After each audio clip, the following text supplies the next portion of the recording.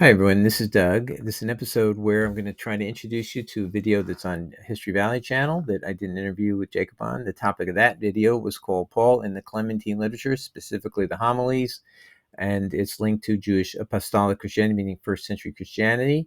And I'm going to give you an excerpt in the middle of the episode, so I just need to give you a little setup of what is the homilies. The homilies is a second, third century work of revision, and that was Rufinus's work, and then he threw away the original documents. But inside of that work is a work that predated it and is mentioned in the earliest church. And so Rufinus in the 300s has an agenda to change who this is about. And so what it looks like on the surface, if we're looking at it now, it looks like it's a travelogue of Peter, and Peter is chasing someone called Simon Magus to correct his doctrine, and following along with him is Clement, the person who later would become the Bishop of Rome. So that's the basic premise of it, and now I'm going to discuss in this episode a few things or details that would demonstrate or link it up to the first century church. And please enjoy. And again, I'm going to give you a link in the description to this video to get you to be able to visit Jacob's site. Well, hello everyone. Welcome to another live stream on the History Valley podcast. And tonight I'm joined by Douglas Del Tondo from the Jesus Words Only YouTube channel.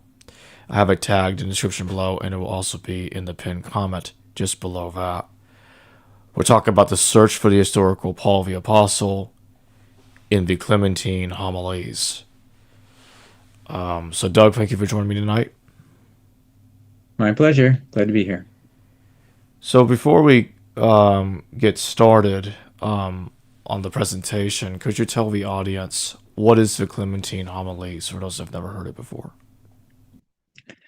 All right. Well, it's a work that generally is regarded as having been last created in the 300s, 200s to 300s. But the question is it earlier in time? It purports to be a travelogue of Peter and his friend he met named Clement, who later becomes the Bishop of Rome. And Peter is chasing a guy named Simon Magus, and it's sort of a travelogue adventure story.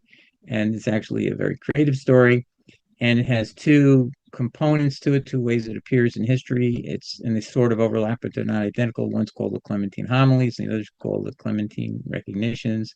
But the actual original work was called, according to Epiphanes, the Travels of Peter or Travels of Clement. It's both. I've seen it both ways. So, and the question that's dogged scholars is this a work that could be, in fact, from the first century? We're pretty clear that Rufinus translated the Latin text of the recognitions, and then he tossed away the original. Excuse me, he translated the Greek version, or maybe the Greek version, whatever the version was, of the recognitions. He tossed it away and then left us with the Latin version. And he was not above modifying things in the work he did on organ. We all now know in his work on the Principia. So that may or may not be the best translation or the best work, but the homilies may appear to be the earliest version because it has language the scholars agree is a first century type vocabulary, while the recognitions that Rufinus translated has all a third century translation language. So we're going to study tonight a little bit about the Clementine Homilies and what are some of the points that would be in its favor that we could take it as a reliable work, and to some extent on what the first century church was thinking and how it lines up with other documents in history at the time. All right. Take us through the presentation. Okay, we'll see if it works. So I'm going to move over here to, can you see Paul in the Clementine literature?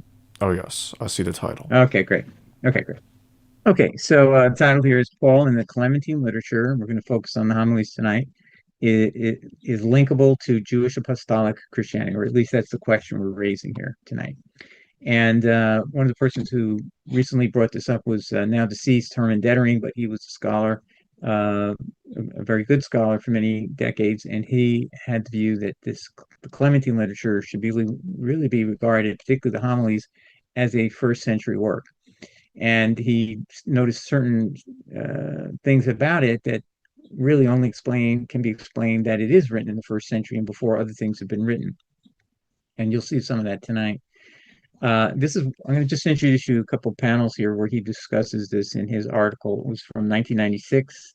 It's still online. You can obtain this easily by just putting in the search term, the Dutch Radical Approach to the Pauline Epistles. And I'm going to just read these panels and I'll comment as I go. It should be investigated anew why in a certain branch of the primitive Christian literature, the so-called pseudo-Clementines, that's how scholarship now has, quote, advanced to that point, but I think it should probably be called now the Clementines again, as it used to be called. And the Kerygmata Petri, Paul is identified with Simon Magus.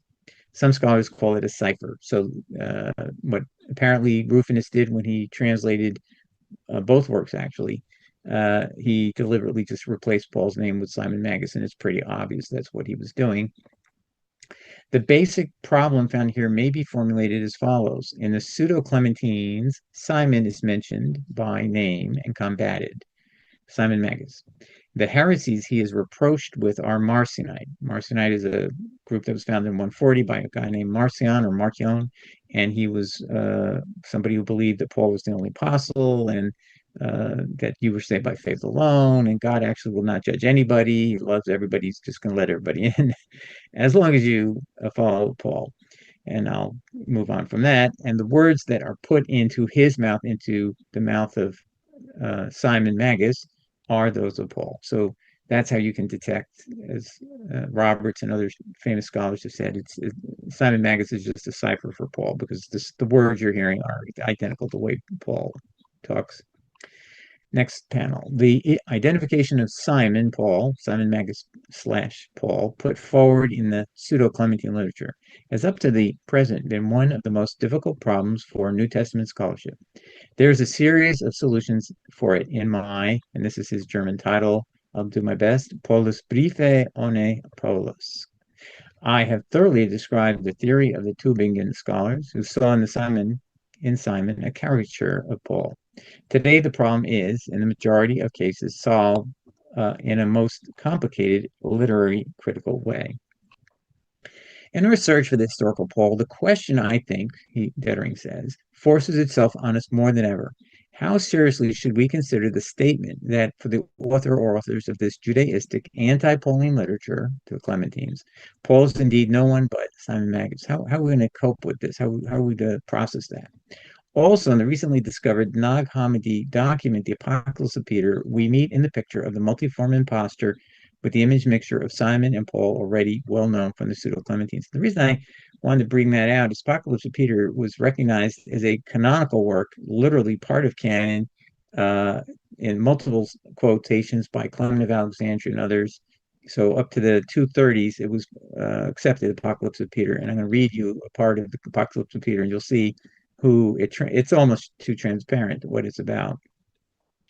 And the transparent thing is going to be down here in this last block here. So I'm going to skip over what these parallels mean, but this was in a book called Peter, the Myth, the Man of the Writings by Lapham in 2003. And he just shows you that this particular passage where Jesus is on the Mount of Olives and he's giving the instructions to the 12, and it's the day before his crucifixion, he is saying things that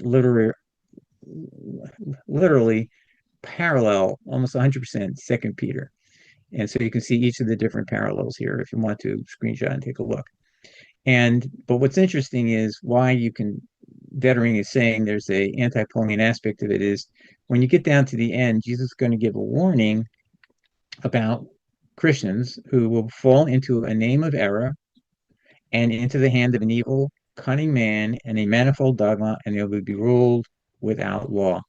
And if you compare that to 2 Peter 3:17, beware lest you be carried away. This is Peter, the apostle, writing in 2 Peter. He's saying, hey, if you read the words of Paul and he says things that are disnotos, destructive of good sense or nonsense, or other people want to say it's difficult to understand, whatever it is, it's not good. It's going to lead you into the error of lawless men and you lose your own stability. And he actually says you also fall into destruction by falling in with lawless men. So you really see a direct parallel in that blunt statement in 74 of the Coptic Apocalypse of Peter. And so it's not just in the Clementine Homilies. You'll see it elsewhere if you're observant. And I highlighted it so you could spot it again if you want to research this yourselves. Anyway, in Galatians 3:19, 4:6, and 4:9, Paul says the law was ordained through angels. So I wanted to show you something here. It says in 2 Peter 2:10, Peter says, bold and arrogant, these men are not afraid to slander celestial beings. So the parallel there that you can point out to show, again, the 2 Peter, many Christians insist that's Peter speaking, and I agree. It should be Peter. Sounds like Peter to me. Well, if you read Galatians 3:19, 4:6, and 4:9, Paul says the law, the Mosaic law, was ordained through angels to a mediator, Moses. And he goes on to call them weak and beggarly angels who control the elements. Now, it's usually just translated elements, but Martin Vincent points out that that's a borrowing from the book of Jubilees, a non-canonical book Paul was relying upon. And in there, you have angels that control the elements. Now, the Bible never has angels controlling the wind, water, and fire, but that is in the book of Jubilees. But they're less powerful than God, and therefore there's no one element of, fire can defeat the element of water, right? So there's all this conflict going on. Well, that's what Paul is ascribing the Mosaic law to. It wasn't given by God. It was given by weak and beggarly angels who control the elements. And Paul is angry with the Galatians for calling them fools for observing days like the Sabbath and the seasons and holy days. So you can see again, Paul's Galatians passages really tie in with 2 Peter 2. So that's definitely a first century event. I mean, Galatians is something Paul likely wrote, or at least that's what most people believe, or many people believe. And you have a clear insult on the celestial beings, the slandering of the celestial beings. In fact, this is considered an insult on God's law and on God himself. So this is a really far over the top statement by Paul, and he's getting a proper response from Peter over here. So you can even see the conflict, the chasing, the same thing that you see in the Clementine Homilies and Recognitions, that Peter is always having to correct Paul. But he does it in a nice way, and you'll see why.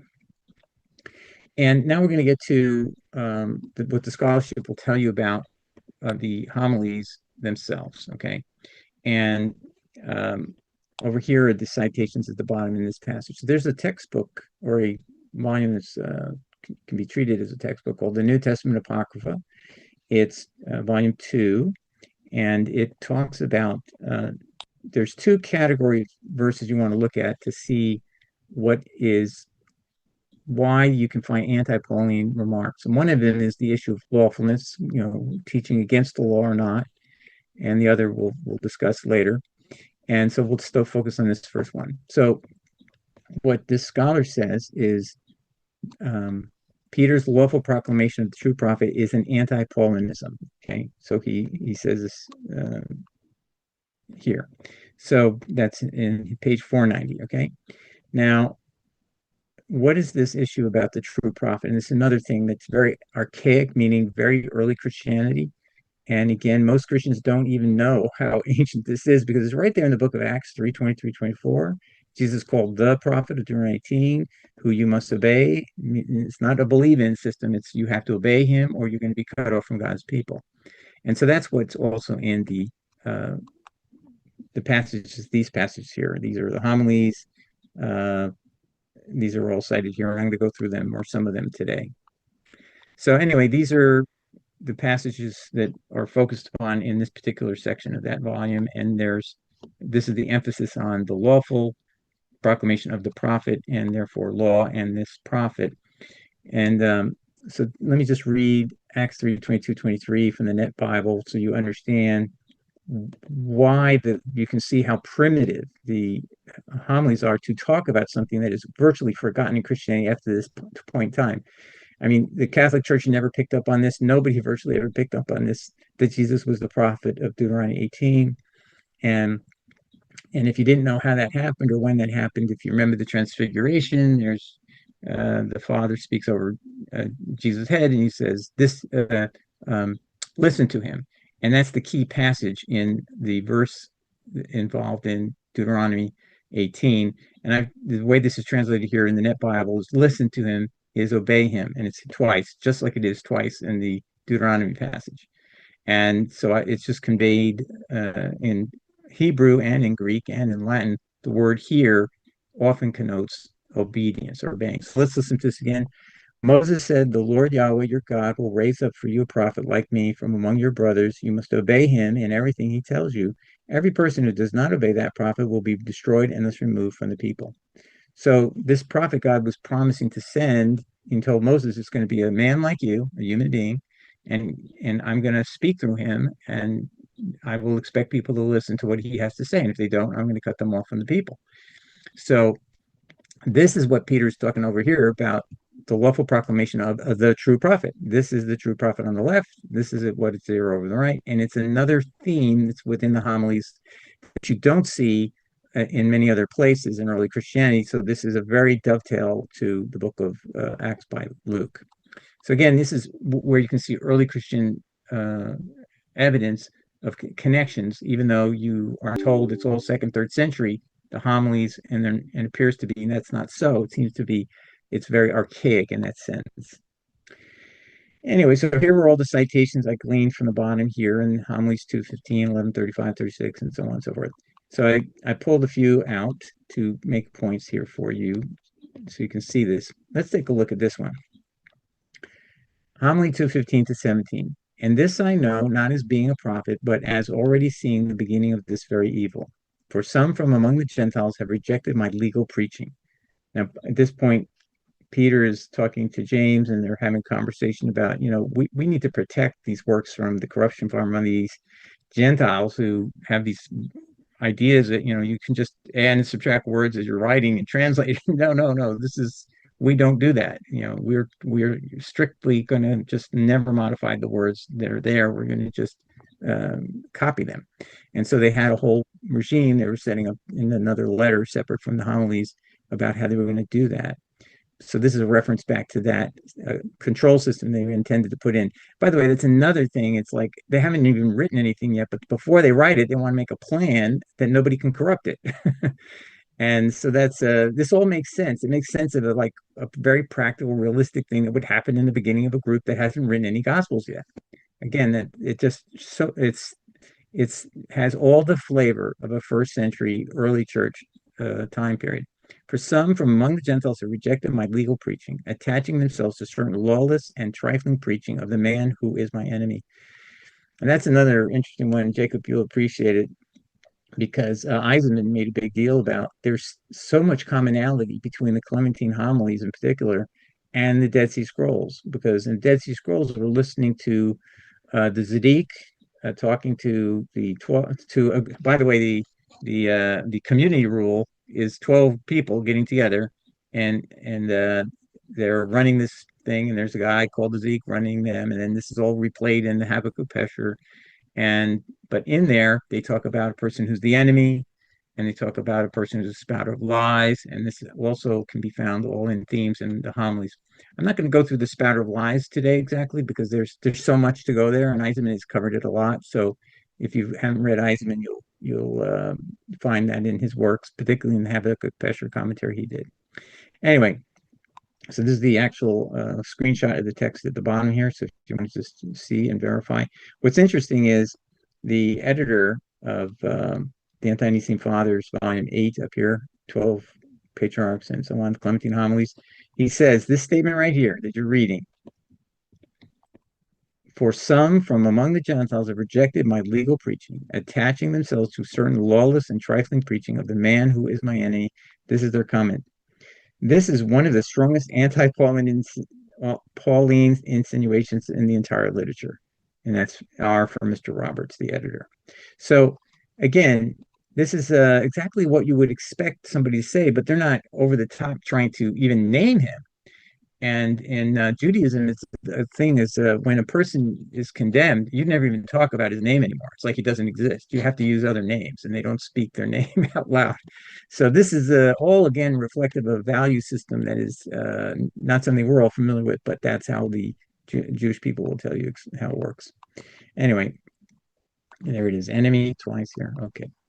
And I just want to show you another thing is this is reminiscent of Jesus talking in Matthew 13:24 to 30. He talks about the parable of the weeds, and there's the good seed, and but the enemy comes and sows weeds, and then when the plants bore grain, others had weeds appeared also, and then when the weeds grow up, people ask what happened, and Master, did you not sow good seed in your field? How then does it have weeds? And the Master answers, he's telling the story. He said to them, an enemy has done this. So when Peter is using this symbology of enemy, he's picking it up out of this passage likely. I mean, it's the same idea. And then it's interesting, Jesus' message is just leave him alone. Don't worry. Don't try to pull him out, because if you pull out the weeds, you might pull out some actual good wheat, and you didn't know that you made a mistake. So it's something that's hard to discriminate, because certain weeds or tares, if you look at wheat and tares, they actually look a lot alike through most of the progression of aging, and then at the very end they start to differentiate. So this is a very wise, prudent statement by Jesus, but that also tells you where this is coming from. Again, an early church problem. How do we deal with these people who are trying to corrupt our message and bring in lawlessness, and trying to teach a different doctrine than the Master's teaching, and not to teach that you have to obey him, you have to believe he's some sort of demigod, because that became the next thing that Paul said, Galatians 1:15 to 17, Jesus was the firstborn of creation, and then Jesus created all things, and nothing was created that Jesus didn't create. And that's in the Nicene Creed. But anyway, I digress. Anyway, let's keep going. And then now this is another interesting one. We're going to talk about Homily 17, verses 18 to 19. And now I want to show you, this is one of the most famous and reputable scholars in the world, James Dunn, who's going to tell you something in 2003. That's pretty shocking. I was pretty shocked when I saw this. I thought I'd keep this for you for future reference. Now, he's going to tell you right here, he's going to talk about the anti-Paulinism in the early church, but these are anti-Pauline things that were necessary, particularly when you get to the Marcionite period, where Paul's the only apostle in this very challenging movement, very seductive. Faith alone, that's going to be easy as peasy pie, and people were leaving the church in droves to follow this easy peasy gospel of Marcion. Well, Tertullian fortunately stood up against that, and he called Paul the apostle of the heretics in Adverse Marcionum 3.5. And the way he did destroy Paul was very easy. He said, where's the certificate from anybody other than Paul himself of Paul being an apostle of Jesus Christ? Guess what, my friends who are Christians? There is no place in the book of Acts where Paul is ever called an apostle of Jesus Christ. He's called a messenger from Antioch, and that's it. And some people jump to conclusions that means he's an apostle of Jesus, but that's not the same thing. And then in Acts 15:7, it says Peter was made the apostle to the Gentiles long ago. Whoa. In Acts 10. So you have an exclusion, and Tertullian used that all to the benefit of the church, and this is what destroyed the Marcionite movement gradually over time. But that was interesting to see that Dunn brings this up, that the way he did it, he called Paul the apostle of the heretics. Only the heretics want to follow him. And this is another thing. Most Christians think that Paul was popular between the time he died, from the time he died in about 65 to about this time, right around 160. He's unknown. I mean, nobody's talking about him. Justin Martyr is the most prolific writer with over 20 works. He doesn't even mention his name once, and he doesn't ever reference him as a person that needs to be listened to at all. He doesn't talk about him. He doesn't quote him. So he's like he's disappeared. But that changes with Irenaeus. He's in the 185 period, and he starts talking about Paul. And so he's again back in play, but maybe because of the Marcionites. The Marcionites start in 140, and they were the ones starting to bring up this movement, very attractive movement.